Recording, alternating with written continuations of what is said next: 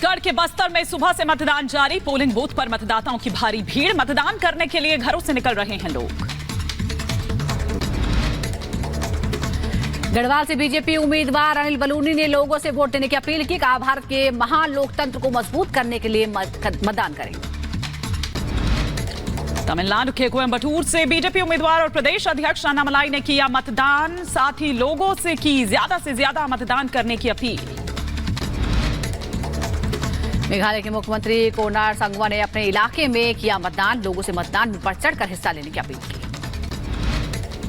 बीकानेर से बीजेपी उम्मीदवार अर्जुन राम मेघवाल ने लोगों से की वोट करने की अपील। कहा, पहले चरण से विकसित भारत की एक मजबूत नींव रखी जाएगी। पश्चिम बंगाल के कूच बिहार में बीजेपी बूथ अध्यक्ष पर हमला। टीएमसी कार्यकर्ताओं पर हमले का आरोप। मामले की जांच जारी। पश्चिम बंगाल के दनहाटा में टीएमसी ब्लॉक अध्यक्ष के साथ मारपीट। टीएमसी ने बीजेपी कार्यकर्ताओं पर लगाया मारपीट का आरोप। छत्तीसगढ़ के बस्तर में बीजेपी नेता ने मतदान केंद्र के लिए रवाना होने से पहले पूजा अर्चना की। बस्तर सीट से बीजेपी उम्मीदवार हैं महेश कश्यप।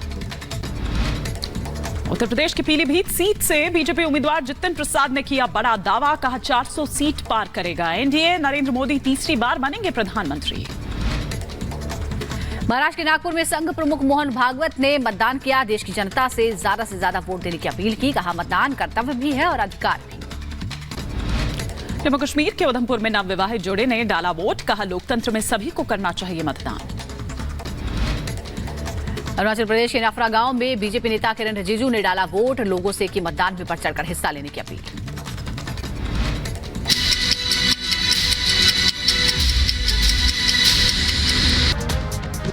भारतीय जनता पार्टी के साथ में और भी बेहतर 19 से भी बेहतर जोड़ने का काम करेंगे और बहुत अच्छा माहौल है पूरे देश और प्रदेश के अंदर।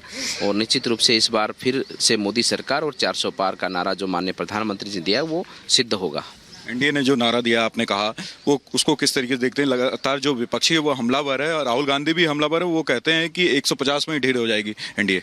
राहुल गांधी, देखिए राहुल गांधी को इन चीज़ों की कोई समझ नहीं है। और फिर कांग्रेस का एक व्यक्ति है जो कांग्रेस उसको अपना एक तरह से उसको नेता मानती है, क्योंकि कांग्रेस की भी मजबूरी है कि किसी और को नेता मानेंगे तो कांग्रेस ही नहीं बचेगी।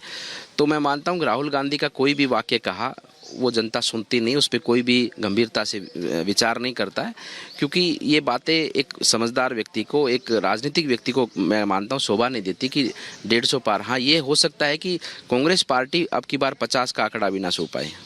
ईवीएम पे लगातार जो विपक्षी पार्टी सवाल उठा रही है उसको लेकर क्या कहेंगे आप? देखिए, ईवीएम पर ठीकरा फोड़ना, एजेंसियों पर ठीकरा फोड़ना, अब इनके पास कुछ बचा नहीं है।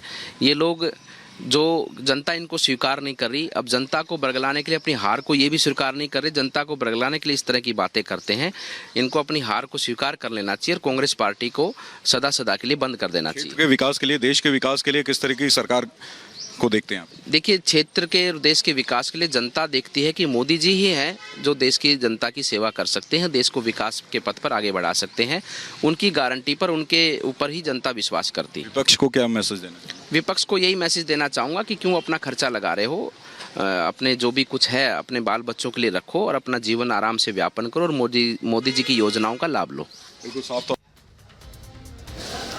तो आपने सुना बाबा बालकनाथ को। एक बार फिर से पीलीभीत का रुख कर लेते हैं। अनामिका पांडे वहां से मौजूद हैं। अनामिका, जैसा कि इस सियासी समीकरण जो कि पीलीभीत को सीट को लेकर काफी चर्चा में रहे, वरुण गांधी के बाद अब जितिन प्रसाद वहां से चुनाव लड़ रहे हैं, इस वक्त पीलीभीत में क्या उसे लेकर बीजेपी के जो कार्यकर्ता हैं उनके बीच किसी तरह की कोई रसाकसी देखने को मिल रही है, या फिर जो मूड है पीलीभीत का वो इस वक्त क्या कह रहा है? जरा बताइए हमारे दर्शकों को।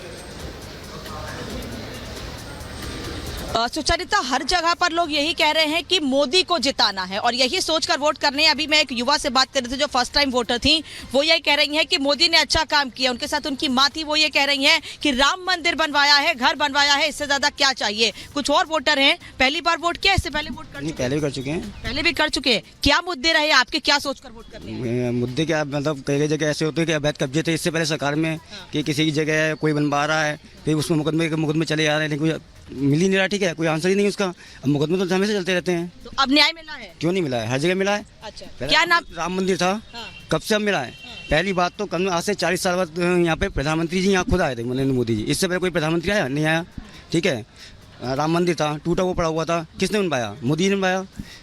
जो अपनी लेडीज हैं घूम रही है रात बिरात, कोई दिक्कत नहीं है, कोई प्रॉब्लम नहीं है। हाँ, सुरक्षित है। आप बताइए क्या नाम है आपका? चांदनी। सुरक्षित है आप? हाँ, सुरक्षित है। क्या सोचकर चांदनी, क्या सोचकर वोट किया आपने?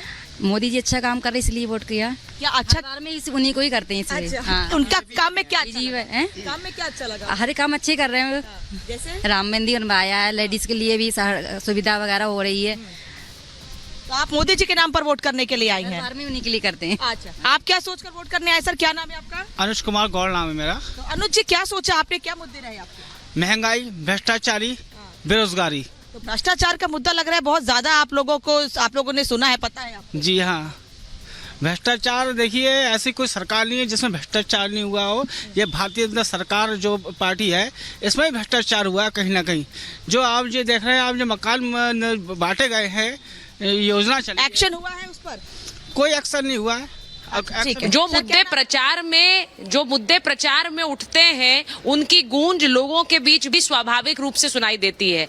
ये सशक्त भारत के लिए, एक विकसित भारत के लिए, सीमाओं की सुरक्षा के लिए, सैनिकों के मनोबल के लिए, गरीबों के कल्याण के लिए, मातृशक्ति की सशक्तिकरण और सुरक्षा के लिए और देश के विकास के लिए, दुनिया के अंदर भारत का परचम फहरे, पूरी दुनिया का नेतृत्व करने वाला भारत बने, तो हम सब लोगों ने आदरणीय मोदी जी को तीसरी बार प्रधानमंत्री बनाने के लिए सबको मतदान करना है। मैं सबसे अपील करता हूँ। मतदान के बाद आपने जलपान भी किया सर? वो मैं पूरे प्रदेश के अंदर लगातार सभाओं में गया, लगातार जनसंवाद किया। मैंने लगातार कहा था कि पहले मतदान करना है, फिर जलपान करना है। वही मैंने स्वयं भी किया है। मैं सबसे अभी भी अनुरोध करता हूँ कि पहले मतदान करें, फिर जलपान करें।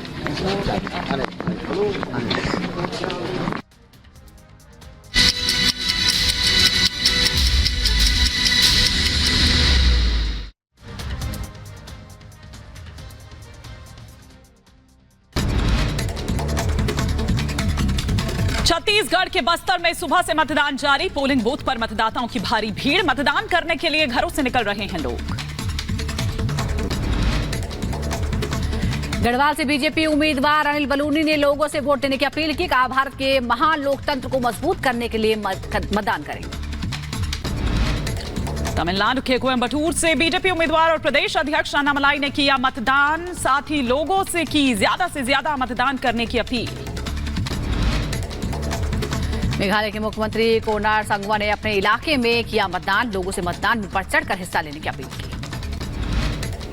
बीकानेर से बीजेपी उम्मीदवार अर्जुन राम मेघवाल ने लोगों से की वोट करने की अपील। कहा, पहले चरण से विकसित भारत की एक मजबूत नींव रखी जाएगी। पश्चिम बंगाल के कूच बिहार में बीजेपी बूथ अध्यक्ष पर हमला। टीएमसी कार्यकर्ताओं पर हमले का आरोप। मामले की जांच जारी। पश्चिम बंगाल के दनहाटा में टीएमसी ब्लॉक अध्यक्ष के साथ मारपीट। टीएमसी ने बीजेपी कार्यकर्ताओं पर लगाया मारपीट का आरोप। छत्तीसगढ़ के बस्तर में बीजेपी नेता ने मतदान केंद्र के लिए रवाना होने से पहले पूजा अर्चना की। बस्तर सीट से बीजेपी उम्मीदवार हैं महेश कश्यप। उत्तर प्रदेश की पीलीभीत सीट से बीजेपी उम्मीदवार जितिन प्रसाद ने किया बड़ा दावा। कहा, 400 सीट पार करेगा एनडीए। नरेंद्र मोदी तीसरी बार बनेंगे प्रधानमंत्री। महाराष्ट्र के नागपुर में संघ प्रमुख मोहन भागवत ने मतदान किया। देश की जनता से ज्यादा वोट देने की अपील की। कहा, मतदान कर्तव्य भी है और अधिकार भी। जम्मू कश्मीर के उधमपुर में नवविवाहित जोड़े ने डाला वोट। कहा, लोकतंत्र में सभी को करना चाहिए मतदान। अरुणाचल प्रदेश के नफरा गांव में बीजेपी नेता किरण रिजिजू ने डाला वोट। लोगों से की मतदान में बढ़ चढ़कर हिस्सा लेने की अपील।